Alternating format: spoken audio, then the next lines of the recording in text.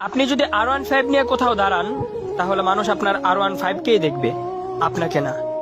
কিন্তু কোনো বিশ্বসেরা ফুটবল কিংবা ক্রিকেট প্লেয়ার যদি BMW নিয়েও দাঁড়ায়, সবাই কিন্তু ওই প্লেয়ারটাকেই দেখবে, তার BMW কে না। আপনি যদি 10,000 টাকা দামের গেঞ্জি আর প্যান্ট পরেন, তাহলে মানুষ আপনার গেঞ্জি আর প্যান্টটাকেই দেখবে, আপনাকে না। আর ওই প্লেয়ারটা যদি 50 টাকা দামের গেঞ্জিও পরে, তাহলে কেউ তার গেঞ্জিটাকে দেখবে না, সবাই কিন্তু ওই প্লেয়ারটাকেই দেখবে। তাই আইফোন লাগবে, DSLR লাগবে, বাইক লাগবে, বাবা মাকে এত প্যারা না দিয়ে, ব্র্যান্ডের পিছনে না ছুটে নিজেকে ব্র্যান্ড বানানোর চেষ্টা করুন। নিজেকে এমন ভাবে তৈরি করে তুলুন যাতে মানুষ আপনাকে ব্র্যান্ড বলতে বাধ্য হয়। আর আপনি যখন ব্র্যান্ড হয়ে যাবেন, তখন আপনার 20 টাকা দামের ছেঁড়া রুমালটাও নিলামে বিক্রি হবে লক্ষ টাকায়।